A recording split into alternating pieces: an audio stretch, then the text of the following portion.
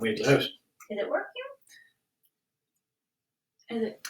I think so. It gave me the 3, 2, 1. Alright, so let me go to you. Hello. Oh, there we go. Let me Okay, I this link. do believe I'm live again for the second time.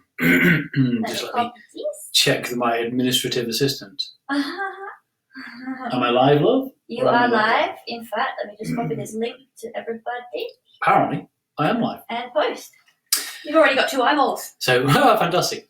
So, Rue is just doing a few things in the background, just like sharing the link around and all that sort of stuff. So, as usual, for the first few minute, 2 minutes, whatever, I'll waffle pointlessly, just to give a few people time to check in. Because if I start straight away, you'll all miss the beginning, and then what's the point? What is so? You might appreciate the backdrop. There's no aliens in here. This isn't a breathing tent or like environmental containing apparatus. It's not a parachute either. It's just a piece of colourful silk from Rue's crafting, because people said that the camera was really pixelated before, and it was, we needed something maybe for it to focus on. So that's why I'm wearing a nice bright red t-shirt with a assault with a deadly weapon.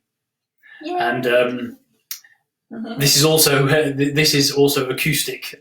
You can see how professional our setup is, because this is our acoustic baffle, whatever they call it. Because behind there is like 3/4 of Rue's wardrobe.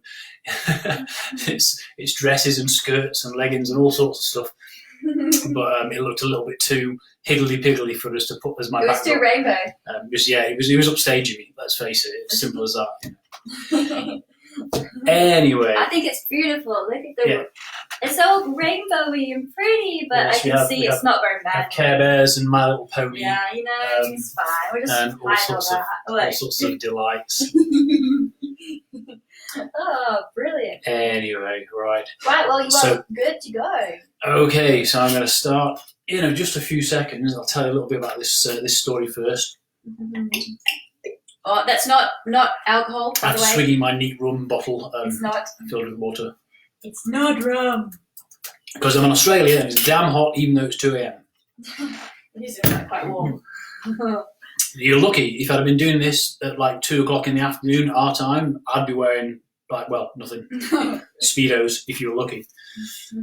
Right, so just a quick recap. I am reading again from my first book, That Bear at My Pants, which is the tale of my trip to Ecuador, where I went and volunteered in an exotic animal refuge and rescue centre for about 3 months.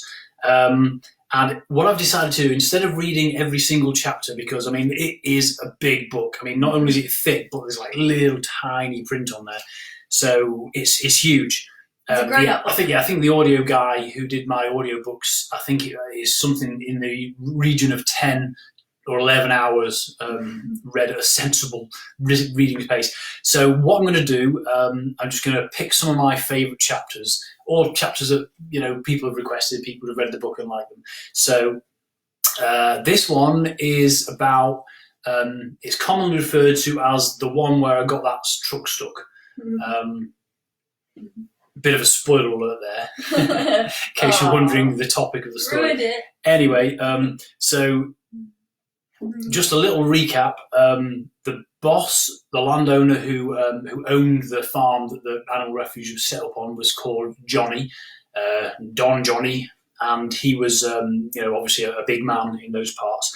And his worker, his man Friday, was Jimmy, and Jimmy was a tiny little psychotic little Ecuadorian guy who was incredibly strong, and a machete was never far from his hands. To be honest, he might actually have been a machete in a former life. So anyway, that's just any other names you hear, they'll just be names of random volunteers, so don't worry too much about that. And you're the real character. You heard it here first. Okay, right, guys, I'm gonna just get started. And look, one more thing I should point out. No more wiggles. No wiggles. No spinny chair. This is Rue's chair. Yeah, it doesn't rotate. You won't go seasick. So yeah, we've solved all the problems just like that.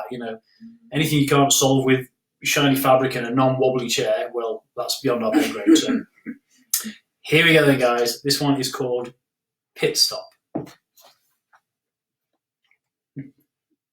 I'm laughing before I start it, which is not a good sign. No, it is a good sign. I should also mention Toby is the volunteer coordinator. He's my best friend there, and he ran things for the volunteers. He was an English guy from London, and he ran the volunteer side of things until he buggered off back to London and left me in charge, which was a huge mistake. But anyway, we won't get just to that bit yet. Yep. Pit stop. You can drive, can't you? Toby asked. Well, no, I informed him. I mean, I can, of course, but I can't, legally speaking. It's all right, mate. I figured you could do it. Just don't hit anything. He tossed me the keys. Sweet. I was going to get to drive the white 4x4 all the way across Santa Martha to the Fat Puma's enclosure. It was a long, long time since I'd been behind the wheel of a car, and what with never actually taking a test and all, not many people felt comfortable about letting me loose in theirs. But now I was in Ecuador. No license, no problem. Stuff like that just didn't matter on Johnny's farm. It was one of my favourite aspects of the place. I had to be a man, after all, and men can drive. Goes without saying. My only regret was that it wasn't Johnny's own monstrous truck. I'd ridden up the mountain in it often enough to respect its raw power. But then again, that might be a little bit too much for me to handle on my first attempt. I'd be less worried about hitting something and more worried about roaring straight off the side of the mountain. Be calm, I told myself. The time will come. Today, I gain their trust with a flawless trip in the white truck. Before they know it, they'll be lending me the big one to go out on a night in Quito. The other volunteers were standing around the car looking at me strangely. Had I accidentally laughed my supervillain laugh out loud? Did they know what I was planning? No. Impossible! Then what? They were waiting for me to unlock the car. I reversed somewhat quickly out of the barn and screeched to a halt outside Johnny's house. Toby had lingered by the front door to watch this manoeuvre, most likely to reassure himself that he'd made the right decision in giving me the keys. I waved at him through the window and gave him a triumphant thumbs up. He merely shook his head in what I assume was mock despair and went into the house.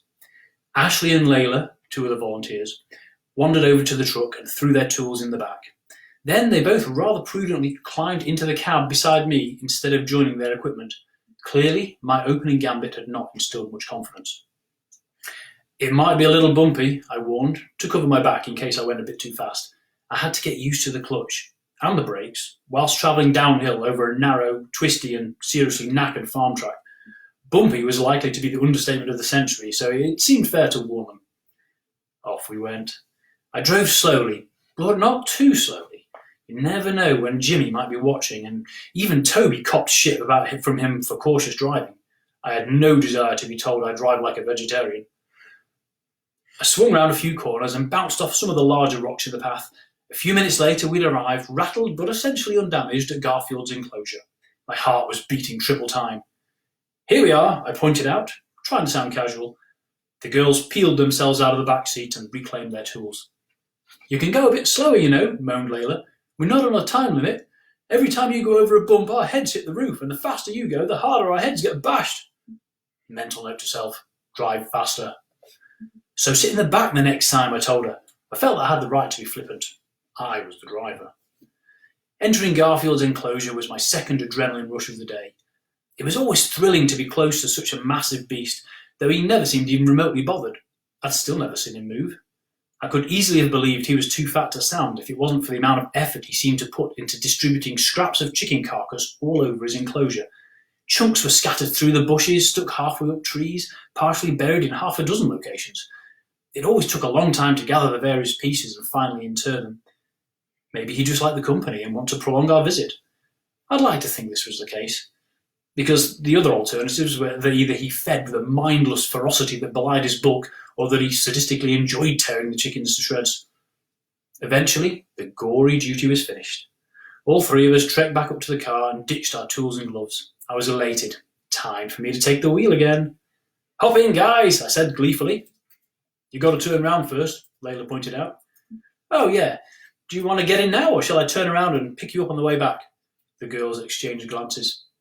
"We'll wait here," said Ashley. Women. I fired up the engine and roared off down the track. For most of its length, this path ran around the side of the mountain, with a steep slope upwards on one side and a very steep slope down on the other. The path itself was quite narrow, and there were few places where a car of this size could easily turn round. In fact, as I kept driving, I discovered there were no places where the car could turn round easily. It was going to be difficult wherever I tried it. Not there, I thought, passing another slight widening in the path. Up ahead was the quarantine pen where we kept the ocelot with HIV. The clearing sprang to mind as the perfect location, but the closer I got, the smaller it looked. Any overly enthusiastic revving would send me careening backwards down the mountainside, sealing the fate of the unfortunate cat even sooner than nature had ordained. That would really piss Toby off. Only recently I'd witnessed a heated argument when Johnny again suggested we have the ocelot euthanized. No. Better keep looking. After a minute or so, I came to the main ocelot enclosure. Sure enough, the track widened quite a bit at that point, enough so that the top fence was set back from the road by a few feet. From there, the fences led downhill at a crazy angle, enclosing a huge chunk of land that quickly fell away from where I pulled up. The place was almost impossible for humans to traverse. Regardless of the 6-strong pack of stalking ocelots, the sheer steepness of the mountainside at that point negated any possibility of simply walking down. To the cats, it was a fantastic multi-level playground, but to us it was pretty close to being an overgrown cliff face. All of which put me in an uncharacteristically cautious mood. I jumped out for a quick look. There was almost enough room to turn round, but was there quite enough? I couldn't be sure, and my clutch control still left much to be desired. This was a point at which one wrong move, one tiny little move, would be the end of the car, and more importantly, the idiot who'd decided to attempt a 26.5-point turn in it. No, there had to be somewhere else. It occurred to me that the girls had been waiting quite a while by now. At each potential turning point, I'd stopped for a few seconds to evaluate the possibilities, and all that time was starting to add up. Pretty soon, they were going to get worried and start thinking I might have had a crash. The smart thing to do was get back in the car, drive a bit further up the path, turn the thing around and get back to them ASAP. So I did. Except that the further up the path I drove, the narrower it seemed to be getting. A couple of minutes beyond the ocelots, I was struggling to find enough road for the wheels. The track here was carved straight out of the mountain, obviously made by someone who was seriously bored with carving it. He'd made it as wide as he could be asked to, and not an inch more. I held my breath a few times as I eased the truck around tight bends where at least one wheel was hovering over the abyss. Holy shit, I thought, this is a goat track, and for bloody skinny goats at that. The track was rising too. I passed a ridiculously steep trail which led off to my left, straight up the side of the mountain. Other than that, there'd been no escape at all from the rapidly dwindling path. Maybe if I could stay on it long enough, it would lead me right to the top. In any case, there was absolutely no chance of backing up. If I didn't find somewhere wider to turn around soon, I didn't want to think about it. All of a sudden, a tiny stream of doubt trickled into my mind. Had I missed the right place? Almost certainly. At the ocelot enclosure? Most likely. Was I going to find somewhere else suitable? I shied away from the obvious answer. One last corner. The path seemed to crest a ridge just beyond where I was. I edged forward, first gear, slower than a slow walk. I climbed up the ridge and over and looked down on a great big meadow. Saved! Except that, like most of Johnny's land, it angled downwards so steeply it made my stomach churn. Bugger. What to do? By now the girls were almost certainly fearing the worst, and sooner or later they'd come looking for me. That didn't matter, it had taken them a week to hike here, but surely they'd give up before getting this far. For starters, they'd never believe I could possibly have come this way in the car. But more worrying was that they might go back to the house for Johnny. My first trip out in the car. I couldn't have them putting any doubts in his mind. So there was only one thing for it. This was a 4x4 after all. Speed. Speed down the hill, swing in a wide loop at the bottom and use my momentum to power back up. Simple. Then a few narrow corners and I'd be back with the girls in no time. I took a few deep breaths, then caught my face in the mirror. Desperation stared back at me. Was this, I asked, a really, really stupid thing to do? Oh God, I hope not. I set off down the hill in first gear. Straight away the car accelerated so much the engine roared. I approached the bottom of the hill at breakneck speed and hauled on the wheel to spin the truck for its return journey. It slewed around in a massive semicircle and I stamped on the accelerator to blast back up the hill. The car fairly leapt the first few metres, assisted as planned by a shitload of momentum. Then it slowed some more, and finally stopped. I'd had my foot to the floor the whole time, but to no avail, and now, wheels spinning frantically on the grass, I could feel myself slipping very slowly backwards. I shit myself and grabbed for the handbrake. Pulling it on as hard as I could with all the panic strength I could muster, just about managed to stop the car rolling the rest of the way back down the hill. I was stuck. Halfway up a crazily steep hill, miles from the farm, miles from anywhere, and all my own. In Johnny's car. Oh, shit. I shouted at the grass outside the window, Johnny's going to kill me! The walk back took a long time. I finally met up with the girls a few bends from the house. They'd assumed I'd turned around, had somehow gotten past them on the road and was sitting laughing with Toby about how long they'd wait before realising I'd abandoned them. Jeez, how paranoid were they? Well, it did sound like the kind of thing I'd do. Come to think of it, that was one to remember for the future. If I got out of this alive. I miserably explained the situation to the two stroppy women. An identical, incredulous expression grew simultaneously on both faces. Ashley was the first one to find her voice again. You got stuck? But, so, where's the car? Clearly, I hadn't done a very good job of explaining the situation. I tried again, more slowly this time. It's S-T-U-C-K. Stuck, as in can't go anywhere. But where? This was the crux of the matter. Well, it's kind of hard to describe. You know the ocelot enclosure? Holy shit, you went that far? Yeah, well, a bit beyond there, there's this place where the road gets really narrow. Further? How far? Well, beyond that, the road sort of goes up, and then there's this ridge, and then below that, there's a field. Tony, how far? About 2 miles. What? Yeah, about that, ish. Oh my God! Layla couldn't contain herself any longer. Johnny's gonna kill you! Toby's face was a picture as he saw us hiking back up the path towards him. Confusion, then disbelief, which gave way to a half smile as though he thought maybe we were playing a joke on him. He hooked his thumbs in his pockets and sauntered down to meet us.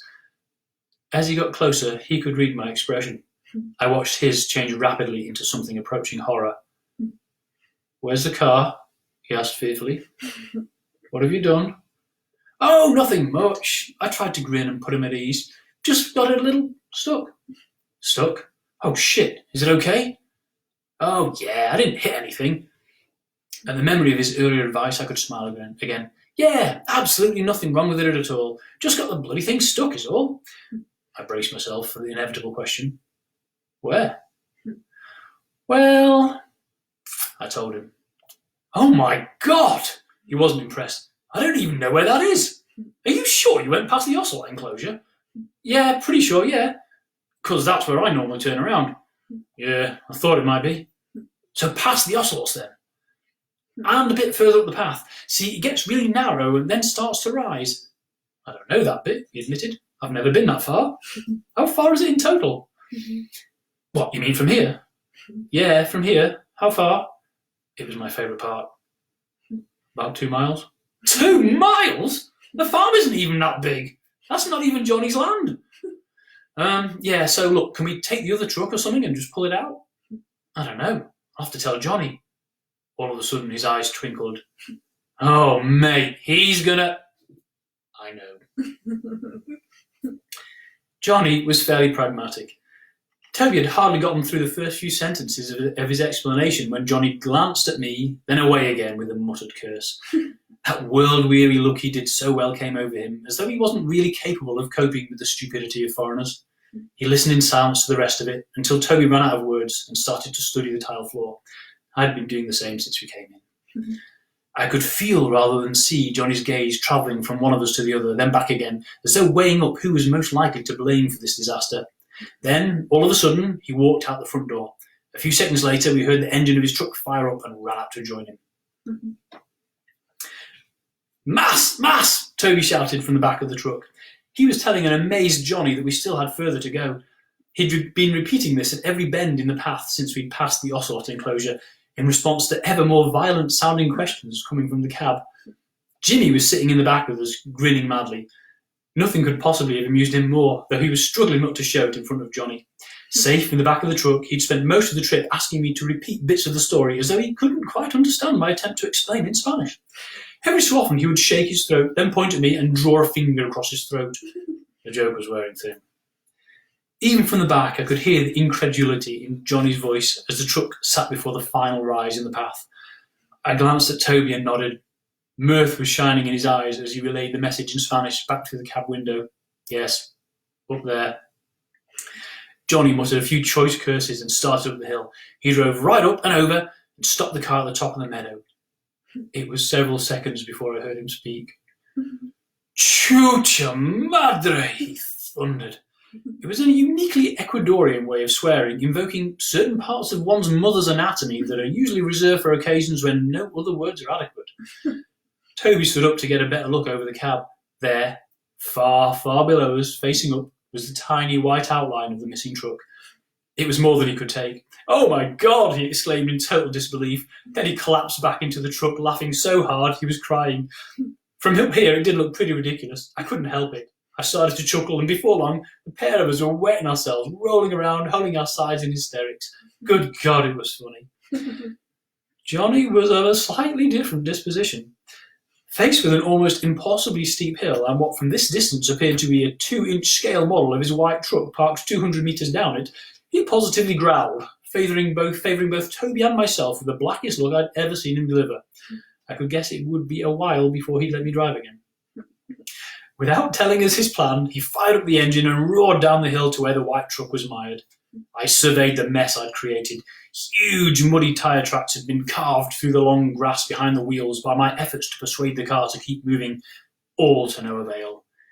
Johnny and Jimmy had already set about tying the two trucks together by the time Toby and me jumped out to help. We couldn't do much in any case. Neither of us had managed to stop laughing long enough to breathe. Toby was the first to regain the power of speech. "What I don't get is why he didn't turn around sooner," he spluttered, "like at the ocelots." "Well," I explained between sobs, "there wasn't enough space, not for me. So why did you come down here?" He broke into new convulsions of laughter. "I figured, what the hell, it's a 4x4, it can probably make it." Toby's laughter stored mid-guffaw. "What do you mean?" he demanded. "I tried to get up enough speed on the way down to swing around and power back up. I thought a 4x4 would be up to it. I guess not. Tony, mate, that white truck." "Yeah? It's not a 4x4. A string of expletives from Johnny startled me from that revelation. He was swearing at us and pointing at the back of the stuck vehicle. "Oh, I think he wants us to push," supplied Toby. We braced ourselves against the bumper and strained as Johnny gunned his engine. Wheels span, trucks lurched forward. Toby and me both staggered and fell flat on our faces. Jimmy laughed. Wheels span again, the rope between the two trucks sang. And slowly but surely the white truck began to roll back down the hill towards us. Toby jumped up with a shout, alerting me to the immediate danger of being reversed over.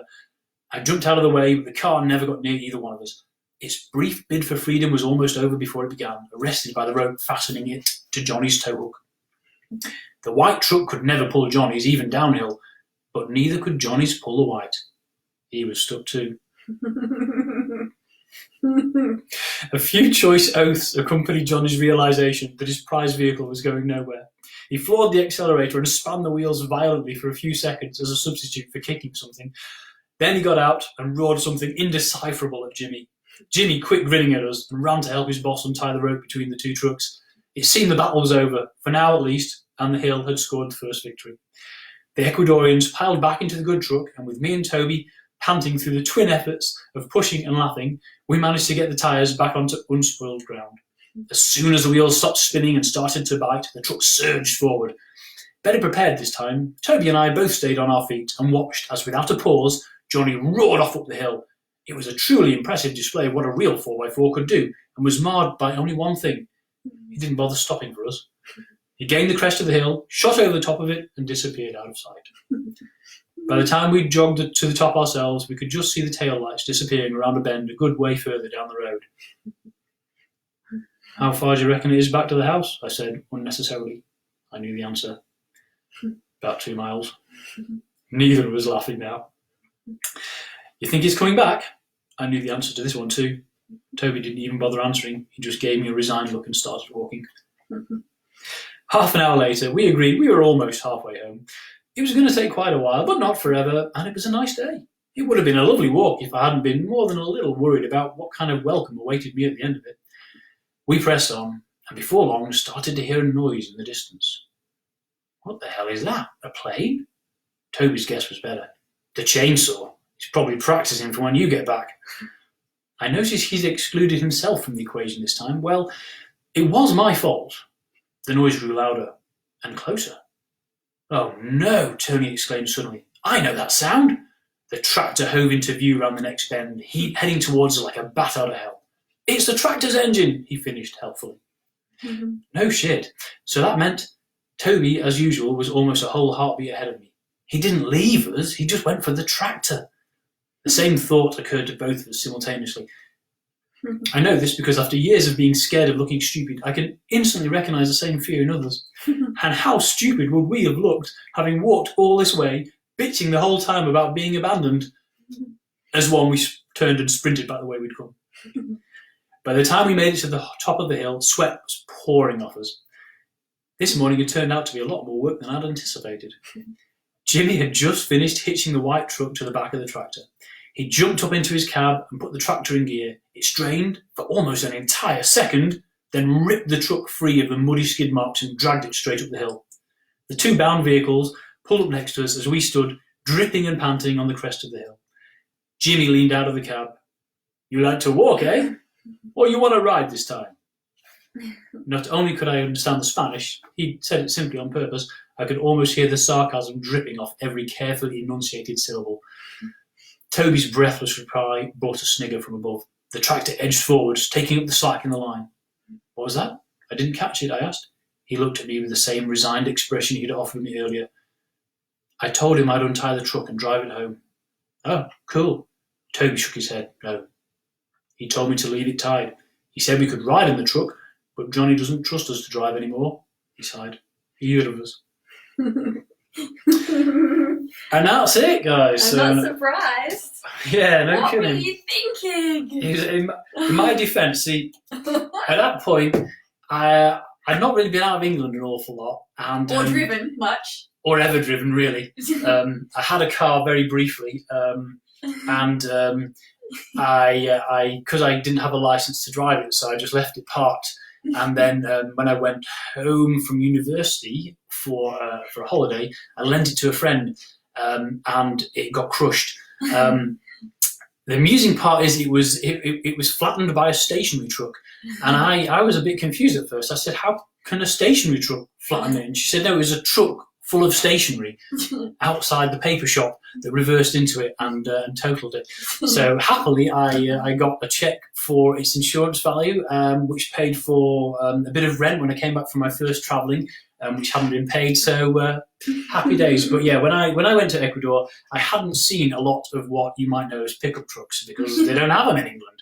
I mean, they have a few now, but they're pretty rare. They're ridiculously expensive. They're huge, gas-guzzling things. We don't have them. So when I saw these in Ecuador and people would ride around the mountains and everybody sat, when I refer to the back of the truck, I'm talking like the pickup trip, the tray back. Yeah. So we would just fling our tools in there, sit there, and I'd surfed the truck a few times actually on the roof or just stood in the back holding the roll bar and waving machetes and all those kind of fun things. So it just never occurred to me that this farm truck wasn't a four-wheel drive. I thought that shape of car, the pickup Huge. truck, that was it, four-wheel drive. So I assumed it would do the job. And but they're huge, those things. So if you're going to try and turn something around, if you've got like a Ford Fiesta, no problem. But when you've got like a path that's not much wider than the car, and this thing is like 4 meters long. Jeez, yeah, in hindsight, probably not the cleverest of decisions on his part letting me drive, but probably not the cleverest decisions on my part deciding to do it. Because let's face it, I'm a crap driver, and I'm still a crap driver, even now I have my license. And for a brief while, I was driving for a living. and I was horrible at that. No, maybe left and right. Yeah. Left, right. I don't know my left from my right. Slight issue. Colourblind. I'm colourblind. I did have some issues with when I was driving for a living. I got in. A guy asked me to drive his truck along next to him, and I got in. It was automatic, and I'd never driven an automatic, so I was driving with 2 feet, one on the accelerator, one on the brake, and it just bunny hopped down the road really violently. And he kept just banging on the back and going, "Whoa, what are you doing?" Yeah, I'm not really a good person to be let loose with motor vehicles. No.